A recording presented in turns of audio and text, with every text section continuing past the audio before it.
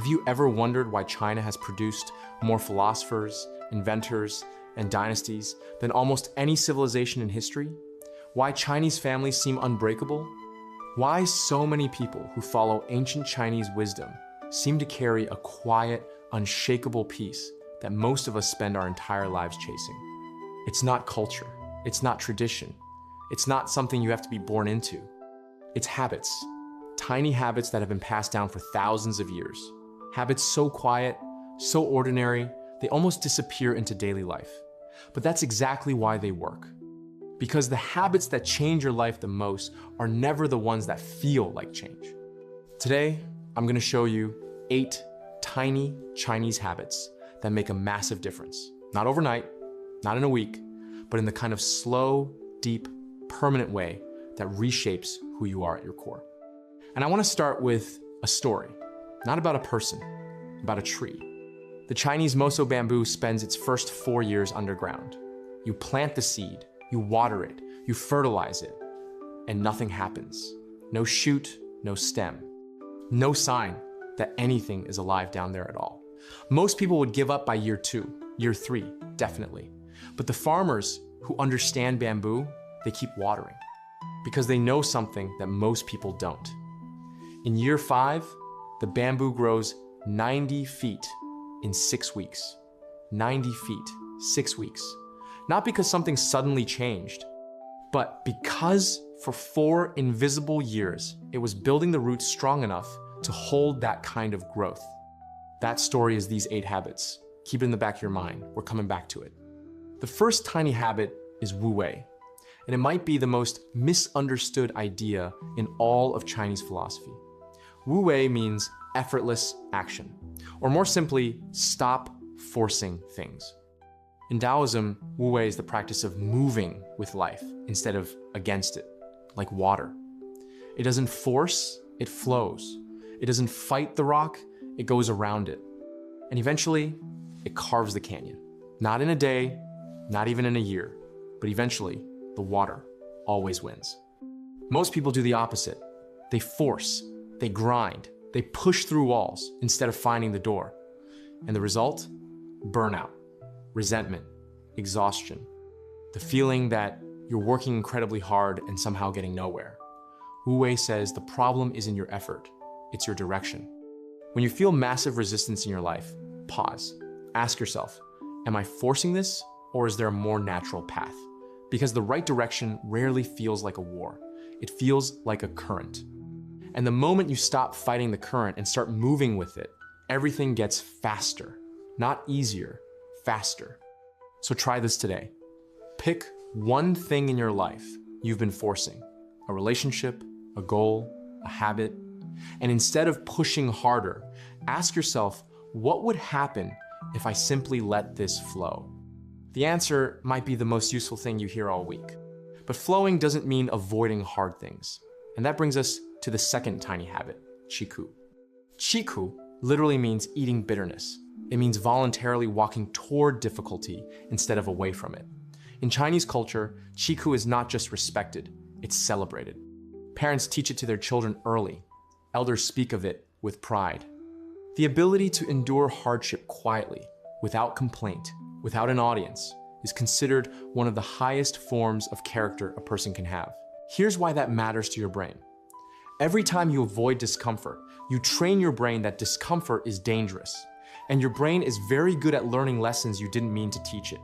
Every time you sit with something hard, you train it that you can handle anything. And that second lesson is the one that changes your entire life trajectory. The next time something is hard, don't run. Don't distract yourself. Don't open Instagram. Sit with it. Eat the bitterness. It tastes terrible at first. It always does. But every single time you don't run, you become someone slightly harder to break. Now here's where it gets interesting. Because qi-ku is personal. It's about your own hardship. But the third habit, Guanxi, is about everyone else. Guanxi means relationships, not networking, not followers, not your LinkedIn connections. The deep, long-term reciprocal bonds between human beings. In China, there's a deep cultural understanding that your network is not who you know, it's who trusts you. And trust is not built in a moment. It's not built in a meeting or a handshake or a well-crafted email. It's built in thousands of small, consistent, unremarkable acts of showing up for people when there's nothing in it for you. A favor given without keeping score, a meal shared without an agenda, a promise kept at inconvenient. The kind of things nobody posts about because they're not impressive enough to post about. And yet they are, quietly, the foundation of every great life ever lived. So here's the habit. Once a week, do something small for someone, with zero expectation of return. A message, checking in, a recommendation, a door held open a second longer than necessary. Over years, those tiny deposits become the most valuable thing you own. Not your savings, not your resume, people who would do anything for you. And while you're building those relationships, don't forget to take care of the body that shows up to them. Which brings us to the fourth habit, Zaofan. Zaofan simply means morning meal. But in China, it is never just food. It's a ritual, a warm, intentional, unhurried act of preparing your body and mind before the world gets its hands on you. While most of the modern world grabs coffee, checks their phone before their eyes are fully open, and calls that a morning routine, Chinese culture has understood for centuries that how you begin the morning determines the entire chemistry of the day that follows. Warm food, eaten slowly, with presence. No phone, no news, no notifications, just nourishment. And the science agrees. A warm breakfast stabilizes blood sugar, activates digestion, and measurably lowers cortisol within the first hour of waking. It calms your nervous system before the chaos has a chance to rattle it. Which sounds simple, and it is. Most life-changing things are. So tomorrow morning, before you check your phone, eat something warm. Soup, eggs, oats, anything. The food doesn't matter as much as the 5 minutes of quiet you give your body to receive it. That one tiny act sets a different tone for everything that comes after, every single morning. But even when your mornings are calm, life has a way of pulling you toward extremes. And that's where the fifth habit comes in. Zhongyong. Zhongyong means the middle way, the doctrine of balance. In Confucian philosophy, extremes are where people break. Too much ambition becomes greed. Too little becomes stagnation. Too much confidence tips into arrogance. Too little collapses into paralysis. The wisdom isn't at either end. It never was. It lives quietly in the middle. Not the boring middle. Not the give up and settle middle. The intentional, disciplined, eyes open middle. In practice, Zhongyong asks one simple question. Am I in balance? Not am I doing enough? Not am I working hard enough? Just am I balanced? Because you can be working incredibly hard and be completely out of balance, and that's not a productivity problem. That's a direction problem. Look at your life right now. Where have you gone to the extreme? Where are you overdoing it? Where are you avoiding something entirely? Find the edge. Move toward the center. Because the most powerful, sustainable version of your life doesn't live at the extremes. It lives in the thoughtful, deliberate middle.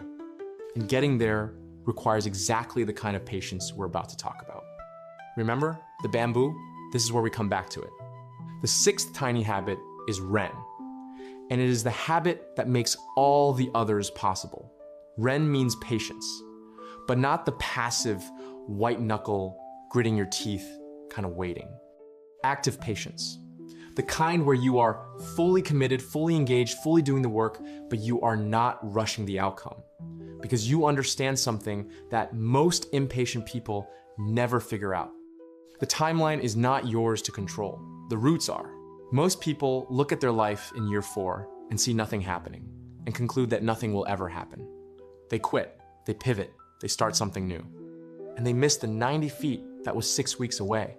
So here's a question that changes everything. Wherever you feel stuck right now, wherever you look at your life and feel like nothing is moving, ask yourself honestly, am I in year 4? Because if you are, the only thing standing between you and 90 feet of growth is the decision not to quit today. And while your roots are growing, The seventh habit will protect the one thing that makes them grow faster: your mind. Jingzuo means quiet sitting. It is the ancient Chinese practice of sitting in complete stillness. No app, no guided audio, no productivity goal attached to it. Just you and silence. Which sounds easy until you try it and realize you've forgotten what silence actually feels like. In a world that has convinced us that busyness is the same as progress, Jingzuo is an act of quiet rebellion. Because what the Chinese philosophers knew thousands of years ago, and what modern neuroscience is only now confirming, is that the mind does its deepest work, not when it's busy, but when it's still. Your best ideas don't arrive in meetings. They arrive in the shower, on a walk, in the 3 seconds between putting your phone down and picking it up again. That's your brain's default mode network waking up, the part responsible for creativity, insight, and emotional processing. It only activates when the noise stops. So try this tomorrow. 10 minutes, complete silence. No phone, no music, no agenda, just sit. It will feel uncomfortable. Good. That discomfort is the noise looking for a way out. Let it leave.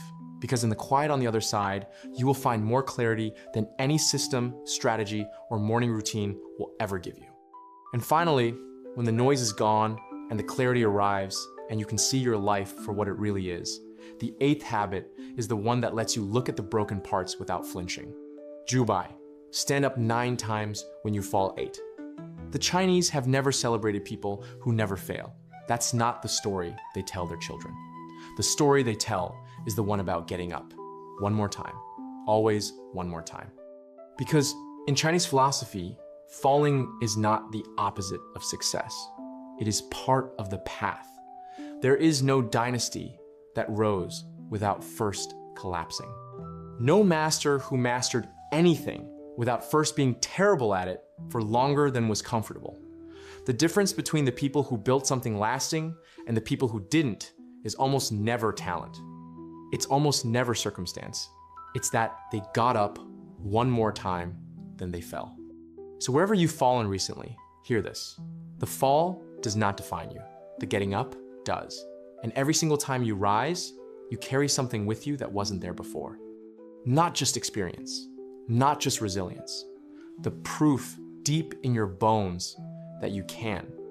And once you know that, truly know it, nothing can take it from you. So here's what you need to remember. These 8 tiny habits aren't hacks. They're not shortcuts. They are principles. And principles, like bamboo roots, don't show results immediately. They build them invisibly.